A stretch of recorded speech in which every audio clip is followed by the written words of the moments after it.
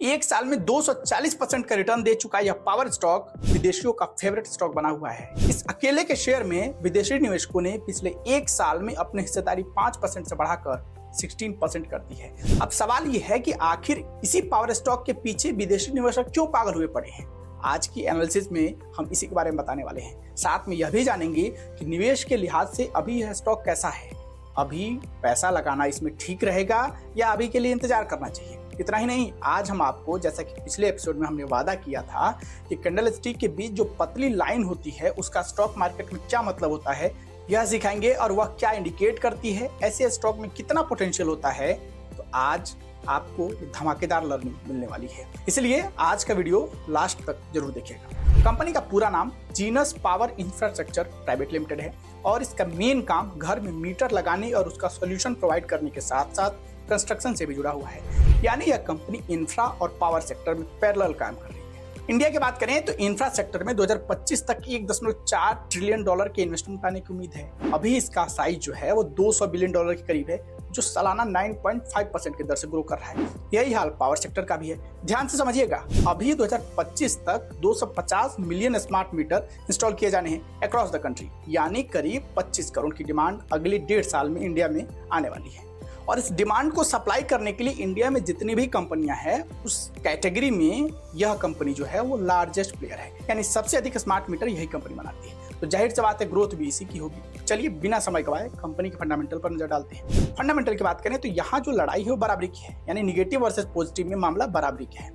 Company का market cap ठीक ठाक है, कंपनी के ऊपर कर्ज भी ऑलमोस्ट जीरो है, कंपनी डिविडेंड भी देती है। ये तो हो गया बेस्ट पॉइंट। निगेटिव क्या है? कंपनी का पी रेशियो इंडस्ट्री से कम होना चाहिए, यहाँ अधिक है, थोड़ा नहीं बहुत अधिक है। यही हाल आरओ यानी रिटर्न ऑफ इक्विटी का है, यहाँ भी कंपनी 12% से नीचे के लेवल पर ट्रेड हो रही है। यही हाल ईपीएस यानी अर्निंग पर शेयर का है, जो 50 से अधिक या आसपास होना चाहिए, कम है, यानी पिछले एक साल की तरह आगे भी उतना ही बम्पर रिटर्न मिलेगा, इसकी उम्मीद कम नजर आ रही है। लेकिन चूंकि सेक्टर कंपनी का काफी स्ट्रांग है, कंपनी लार्जेस्ट प्लेयर है, इसीलिए फ्यूचर में इसकी ग्रोथ की उम्मीद है।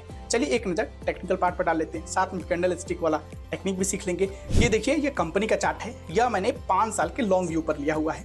इसका हाईएस्ट हाई जो है वह 343 रुपए करीब है।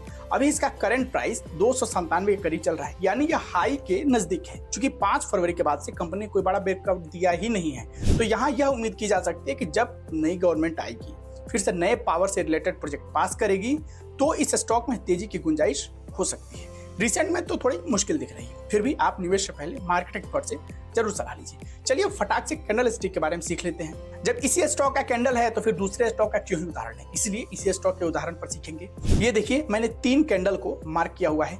एक में ऊपर की तरफ बड़ी सी लाइन निकली है, दूसरे में नीचे की तरफ लाइन निकली है और तीसरे में थोड़ा सा ऊपर और थोड़ा नीचे। पहले वाले की बात करें तो जो बड़ी सी लाइन ऊपर की तरफ गई है, उसका मतलब यह हुआ कि उस पॉइंट ऑफ टाइम पर बायर्स प्राइस को खींचकर 347 पर लेकर गए, लेकिन सेलर्स उसे वापस से 311 पर लेके आए।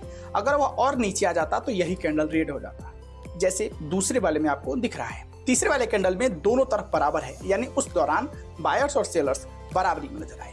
एक टिप्स बता दे रहा हूं, अगर ऊपर की तरफ बड़ी सी पतली लाइन दिख रही है, यानी समझ लीजिए कि उसके बाद से बिकवाली की उम्मीद हो सकती है, जैसा कि इसमें भी आपको देखने को मिल रहा है।